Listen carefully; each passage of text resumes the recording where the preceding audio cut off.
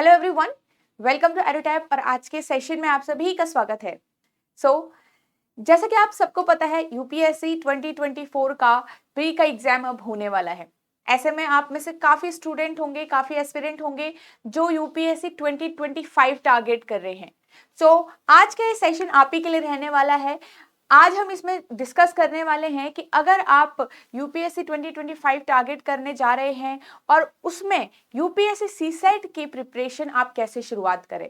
तो आज के इस सेशन में हम बात करेंगे स्टार्टिंग में रीजनिंग की, कि रीजनिंग से शुरुआत आप कर रहे हैं तो किस तरीके से आपको ये पूरा इसका जो सेक्शन है इसका सिलेबस कंप्लीट करना है, कैसे आपको इंपॉर्टेंट टॉपिक्स पे ध्यान देना है, कितने क्वेश्चंस आपको टारगेट करनी चाहिए एग्जाम में रीजनिंग से। ठीक है, तो ये सारी बातें हैं आज हम डिस्कस करेंगे, तो वीडियो में एंड तक जरूर बने रहिएगा।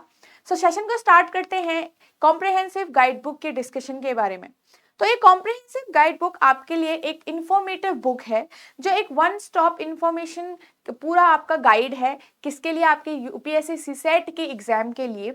आपको अगर अपना एग्जाम पैटर्न जानना हो, if you are a beginner, तो अगर होता है कई बार आपको कुछ चीजें पता नहीं होती हैं, तो ये आपको छोटी छोटी चीजें भी आपको यहाँ पे इजीली मिल जाएंगी। जैसे आपको डिटेल सिलेबस जानना हो, प्रीवियस ईयर ट्रेंड जानना हो, आपको नेगेटिव मार्किंग जाननी हो, आपको कितने मार्क्स का पेपर आता है वो जानना हो, कितने टाइमिंग होती है, तो ये सारी ही चीजें आपको इस इंफॉर्मेशन गाइड बुक में मिल जाएगी।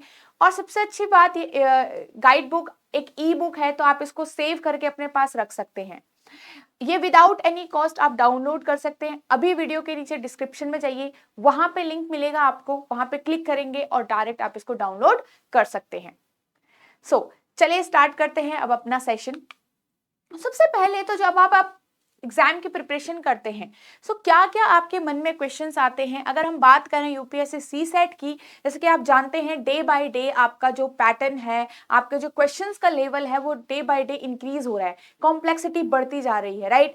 ऐसे में आपको प्रैक्टिस ज्यादा करनी पड़ेगी। एक स्ट्रेटेजी भी इस टाइम पे जरूरत हो जाती है कि एक स्ट्रेटेजाइज वे में आपको अपनी प्रिपरेशन को स्टार्ट करना होता है, जिससे आप दूसरे जो सब्जेक्ट्स हैं उनको भी उनका टाइमिंग भी ना इन्वेस्ट करें, यहाँ उनको भी सही टाइम दें, उनके लिए भी सही टाइम आप निकाल पाएं और सीसेट के लिए भी आप टाइम निकाल पाएं, क्योंकि ये डिमांड करता है अब आपके लिए प्रैक्टिस का। ऐसा नहीं कि आप एग्जाम से कुछ टाइम पहले ही शुरुआत करें, ऐसा बिल्कुल भी नहीं है। क्योंकि आपने देखा होगा हमारे पास काफी स्टूडेंट्स की भी क्वेरी आती है ऐसे में कि हम इस बार मेरा सीसेट रह गया, जबकि मेरा जीएस पेपर 1 तो बहुत अच्छा गया था, राइट। ऐसा होता है कई बार कि आप लैक ऑफ प्रैक्टिस जो होती है वो हमको एग्जाम में बहुत भारी पड़ जाती है। तो लैक ऑफ प्रैक्टिस तो जरा भी नहीं होनी है, राइट। आज के इस सेशन में हम यही बातें करने वाले हैं। तो सबसे पहले तो ये देख लेते हैं कि एज एन एस्पिरेंट आपके दिमाग में क्या क्या प्रॉब्लम्स आती हैं सीसेट की प्रिपरेशन करते हुए, सीसेट का एग्जाम देते हुए। सबसे पहले देखिए, जैसे what to attempt and what to skip. आपको कई बार, अब पेपर है, आपको पता है क्वालिफाइंग पेपर है, 80 क्वेश्चंस आपके टोटल आ रहे हैं, आपको टोटल अटेम्प्ट नहीं करने होते हैं, आपको कुछ क्वेश्चन छांटने होते हैं। अब ऐसे में ये हो जाता है कि भाई कैसे क्वेश्चन हम करें और कैसे नहीं करें, क्योंकि ये तो ऑब्वियस है कि आपको इजी क्वेश्चन लेने हैं, बट अब उन इजी क्वेश्चंस में भी जरूरी नहीं है कि हर बार आपको जितने क्वेश्चन आपको करने हैं, ठीक है। अब जैसे 33% आपको मार्क्स लेके आने पड़ते हैं, passing marks to clear the cut off, तो उतने में भी कई बार क्वेश्चन नहीं मिल पा रहे होते हैं, ठीक है। अब उनको ढूंढने में भी टाइम जा रहा होता है, राइट। अगर आपको टॉपिक ही नहीं पता होगा, अगर आपको पता ही नहीं होगा कि ये कैसे करना है, या कोई भी क्वेश्चंस की आपको इतनी प्रैक्टिस नहीं है, ठीक है, तो उसमें आप टाइम ले लेते हैं, ठीक है। तो ये सीखने के लिए कि क्या स्किप करना है, क्या अटेम्प्ट करना है, प्रैक्टिस इनफ होनी चाहिए अपने क्वेश्चंस की, आपने अच्छे से टाइम इन्वेस्ट किया होगा उस टॉपिक पे, ठीक है, तभी जाके आप ये चीजें कर सकते हैं। नेक्स्ट देखो, लेंदी क्वेश्चन। फिर आपके पास लेंदी क्वेश्चन भी आने लग गए हैं। अब ये है कि अब कौन सा क्वेश्चन तो करें, कौन सा नहीं करें, सारे ही एक जैसे दिख रहे हैं, सारे ही डिफिकल्ट दिख रहे हैं, कुछ ना कुछ तो बड़े दिख रहे हैं। तो ऐसे में आपको स्टार्टिंग करते हुए ही लगता है कि भाई ये तो लेंदी है, टाइम वेस्ट हो जाएगा, राइट। ये भी चीजें उसमें आप ये भी एस्पिरेंट जो है वो फेस कर रहे होते हैं। रॉन्ग आंसर्स आ रहे होते हैं, पहले तो हमने सारा टाइम लगाया क्वेश्चन करते टाइम और उसमें रॉन्ग आंसर आ गया। तो इन चीजों से बचने के लिए क्या करना है, ये भी हमने सीखना है प्रिपरेशन जर्नी में अपनी, ठीक है। और जब ये सारी चीजें होती है, आपके मान लीजिए आप एग्जाम में बैठे हो और ये सारी चीजें हो रही हो, आपको डिफिकल्ट क्वेश्चन मिल रहे हो, आपके जितने भी क्वेश्चन आपने टारगेट किए थे कि मुझे ये अटेम्प्ट करने चाहिए to clear the cut off, उतने आपके मार्क्स नहीं बन पा रहे हैं, राइट। और ऐसे में आपका कॉन्फिडेंस लूज हो जाता है। तो ये सारी ही चीजों को ओवरकम करने के लिए हमको क्या करना चाहिए, किस तरीके से स्ट्रेटेजाइज करनी चाहिए अपनी प्रिपरेशन को, ये जानना जरूरी है, ठीक है। अब देखिए, सबसे पहले हम आज रीजनिंग के बारे में बात कर रहे हैं, तो रीजनिंग की वेटेज के बारे में बात करते हैं अपने एग्जाम में। तो आपके एग्जाम में 11 to 14 क्वेश्चन की जो वेटेज है आपके रीजनिंग सेक्शन की रह गई है। 12 to 14 लिख लीजिए, 11 to 14 लिख लीजिए, ठीक है। तो आपके पास इतनी वेटेज रह गई है आप एग्जाम में, ओके। अब ऐसे में कई स्टूडेंट का ये मानना हो जाता है कि क्या हम डायरेक्ट इसको स्किप नहीं कर सकते। देखिए, अगर आप इसको स्किप करने लग जाओगे तो आप अटेम्प्ट कहाँ से करोगे। जैसा आपको पता है, क्वांट्स का भी लेवल अब डे बाय डे सबसे ज्यादा इंक्रीज होने लग गया है। कॉम्प्रिहेंशन भी आपके स्ट्रेट फॉरवर्ड नहीं आते हैं, वहां पे भी एक्यूरेसी बहुत ज्यादा आपकी भारी पड़ती है, राइट। तो ऐसे में आपको एक ऐसा सेक्शन जरूर चाहिए कि जो आपको एक कॉन्फिडेंस बूस्ट करे आपका, ठीक है, जिसके क्वेश्चन आप आसानी से सॉल्व कर पाए। तो ऐसे में reasoning is the doable one, ठीक है। अभी भी रीजनिंग के जो टॉपिक्स हैं, जो क्वेश्चंस हैं, वो इतने डिफिकल्ट नहीं हैं, ठीक है। 2-3 क्वेश्चन जरूर हो सकता है कि कॉम्प्लेक्स आएंगे, डिफिकल्ट आएंगे, टाइम टेकिंग आएंगे, बट ऐसा नहीं है कि सारे ही क्वेश्चंस ऐसे हों। आप एटलीस्ट 10 क्वेश्चन, अगर मान लीजिए आपके पेपर में 12 से 13 क्वेश्चन रीजनिंग के हैं, तो 10 क्वेश्चन तो आप अटेम्प्ट कर पाए, ऐसी प्रैक्टिस जरूर कर लीजिए, राइट। सो ये आपके सामने आपका सिलेबस है, जैसे आप देख सकते हैं, alphabetical series, blood relation, direction, coding decoding, continuous letter series, arrangement puzzle, statement and conclusions, ठीक है, syllogism, coding decoding, ranking, calendar, clock, cube and cuboid and dice. तो ये सारे टॉपिक हैं आपके जो एग्जाम का एक सिलेबस है, आपकी रीजनिंग का सिलेबस है, ठीक है। अब जैसे इस साइड देखिए, ये जो सारे टॉपिक हैं ये आपके मेनली प्रैक्टिस पे बेस्ड टॉपिक है, कि थोड़ा बहुत बेसिक वाला पार्ट पढ़ा और उसके बाद जनरली आपको प्रैक्टिस करनी है इसकी इनफ, ठीक है। अब ये वाला जो सेक्शन है आपका, ध्यान रखिए, ये वाला जो सेक्शन है आपका, ये जो सेक्शन है हमारा प्रॉपरली कॉन्सेप्चुअल बेस्ड है। कौन सा है? कॉन्सेप्चुअल बेस्ड है। तो इसमें आपको कॉन्सेप्ट्स क्या रखने हैं, क्लियर रखने हैं इन सारे टॉपिक्स में। अच्छे से कॉन्सेप्ट पे पढ़िए, कॉन्सेप्ट्स में ज्यादा ध्यान लगाइए कि अगर एग्जाम में किसी तरीके का भी क्वेश्चन आता है तो वहां पे आप आंसर कर पाएंगे, राइट। चलिए, अब यहां से देखते हैं इंपॉर्टेंट क्वेश्चंस हमारे क्या क्या रहने वाले हैं। तो ये 10 आपके इंपॉर्टेंट क्वेश्चंस रहने वाले हैं, जिसमें से भी आपके ये ऊपर के 10 तो अल्टीमेट, मतलब सबसे ज्यादा इंपॉर्टेंट ऊपर के जो 8 टॉपिक्स हैं आपके, ये ज्यादा इंपॉर्टेंट है। तो ये इंपॉर्टेंट कैसे हुए, कैसे हमने मान लिया कि इंपॉर्टेंट है, तो डिस्कस कर लेते हैं भाई प्रीवियस ईयर पेपर से, प्रीवियस ईयर ट्रेंड से भी, कि किस तरीके से हमने माना कि जो वो आपके टॉपिक है इंपॉर्टेंट है। आप देखोगे अल्फाबेटिक सीरीज से लगातार 3 साल इसमें क्वेश्चन आए हैं, सिलॉक्स के लगातार 4 साल क्वेश्चन आए, बस लास्ट ईयर नहीं आया था, ठीक है। ब्लड रिलेशन के आपके 2-2 साल, एक गैप छोड़ के 2 साल क्वेश्चन आए हैं। डायरेक्शन सेंस का भी लगातार 4 इयर्स क्वेश्चन आए, 2 क्वेश्चन भी आया है एक टॉपिक से। और जो ये टॉपिक्स हैं आपके बहुत डिफिकल्ट नहीं है, आप आसानी से इनको कर सकते हैं, ठीक है।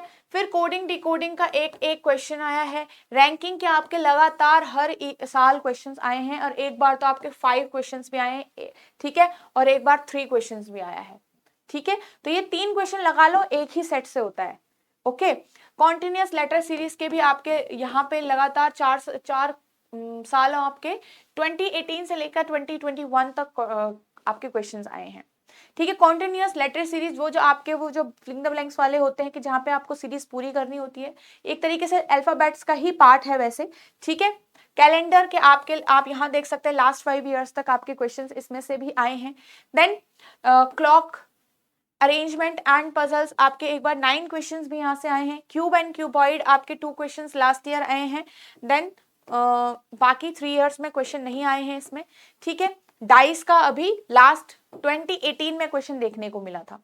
And conclusion, statement and conclusion आपका 2023 में लास्ट 2 क्वेश्चंस आए थे, और 2018 के बाद अभी इसमें कोई क्वेश्चन नहीं आया है। इससे पहले क्वेश्चन आते थे, बट इसके बाद यहाँ पे क्वेश्चन नहीं आया, ठीक है। नेक्स्ट देखो, इसमें जैसे कि एक आपका नया ऐड हो गया। इनइक्वालिटी आप कह रहे होंगे, एक नया टॉपिक दिख रहा होगा आपको। इनइक्वालिटी एक क्वेश्चन एग्जामिनर ने इस बार दिया था, वो भी कोडेड इनइक्वालिटी। ठीक है, तो अगर आप करना चाहते हैं तो थोड़ा मैं आपको सजेस्ट करूंगी थोड़ा बहुत इनइक्वालिटी के बारे में पढ़ लें। बहुत डिफिकल्ट चैप्टर नहीं, chapter will be very easy, क्योंकि अब एक बार इंट्रोडक्शन हो चुका है तो हो सकता है इस साल भी या अगले साल में आता रहे ये, राइट। चलिए, ये टॉपिक है आपके। अब इस तरीके से आप प्रिपरेशन करना, सारे ही टॉपिक्स की प्रिपरेशन आपको कैसे करनी चाहिए, तो स्टार्टिंग करिए अल्फाबेट सीरीज से और इस तरीके से अपनी प्रिपरेशन को जारी रखिए। ठीक है, चलिए, तो आपको मैंने बताया किन टॉपिक के आपको कॉन्सेप्ट रखने हैं, किन टॉपिक के आपको अच्छे से प्रैक्टिस करनी है। ठीक है, कॉन्सेप्ट्स करने ही करने हैं और साथ में प्रैक्टिस भी करनी है।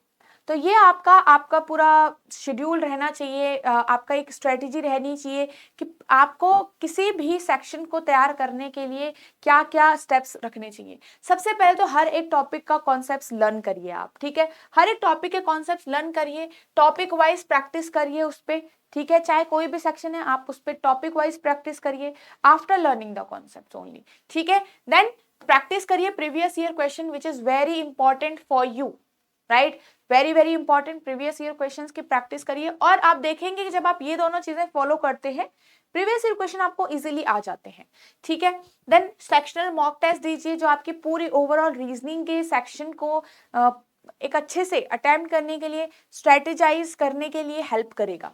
Okay, then full length mock test जो आपको कंप्लीट आपके तीनों ही सेक्शंस में आपको सिखाएगा कि किस एनालाइज करोगे आप लोग। ठीक है, क्या वीक पॉइंट्स हैं आपके, क्या स्ट्रॉन्ग पॉइंट्स हैं, कहाँ पे आपको ज्यादा टाइम लग रहा है, तो ये आपको ओवरऑल पूरा फुल लेंथ मॉक टेस्ट सिखाएगा। तो ये चीजों को स्किप नहीं करिए। तो इस स्टेप में अगर आप प्रिपरेशन स्टार्ट करते हैं, प्रिपरेशन जारी रखते हैं, अभी जो नेक्स्ट ईयर एग्जाम आने वाला है, तो बिल्कुल आप इजीली वहां पे क्लियर कर सकते हैं कट ऑफ को। ठीक है, क्योंकि प्रैक्टिस डिमांड करता है अब आपका ये एग्जाम। ओके, अगर आपको लगता है कि आप ऐसे स्टूडेंट हैं जिनको एक पुश की जरूरत होती है, हर बार आपको मटेरियल की जरूरत होती है, एक अच्छे मटेरियल की जहां से आप प्रिपरेशन कर पाए, जहां पे आपको overall previous year question solve मिले, तो you can visit us, you can join us in your journey. ठीक है, this is the 100 hours course. ठीक है, ये 100 आवर्स कोर्स है जिसमें आपका कॉम्प्रहेंशन भी कवर्ड हो रखा है, रीजनिंग कवर्ड है इसमें और क्वांट्स भी कवर्ड है, जिसमें आपके जो फीचर्स हैं for this course are concept classes. ठीक है, आपके रिकॉर्डेड फॉर्म में है ऑलरेडी जो कॉन्सेप्ट क्लासेस हैं। देन टेस्ट सीरीज आपके अवेलेबल है इसमें, चाहे आप टॉपिक्स टेस्ट दें, सेक्शनल दें और चाहे आप फुल लेंथ मॉक टेस्ट दें। Then weekly live doubt sessions भी हैं आपके इसमें, आप अपने डाउट्स रख सकते हैं अपने मेंटर्स के सामने, आपके मेंटर्स आपके डाउट्स वहीं पे लाइव रिजॉल्व भी किया करते हैं। ठीक है, तो ये वीकली बेसिस पे होता है। देन लाइव रिवीजन क्लासेस आपकी कंडक्ट करी जाएगी जब आपके एग्जाम पास आने वाला होगा, तो एक लाइव रिवीजन क्लासेस भी रखी जाएगी।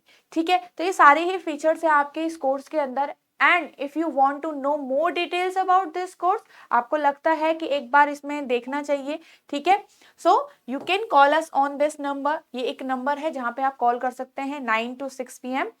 आपको मिलेगी डिटेल्स, आपको जानने में आएगा कि अगर क्या ये कोर्स आपके लिए हेल्पफुल है क्या नहीं है, तो ये सारी चीजें आप डिसाइड कर सकते हैं after knowing all the things. ठीक है, आई होप वी आर ठीक है।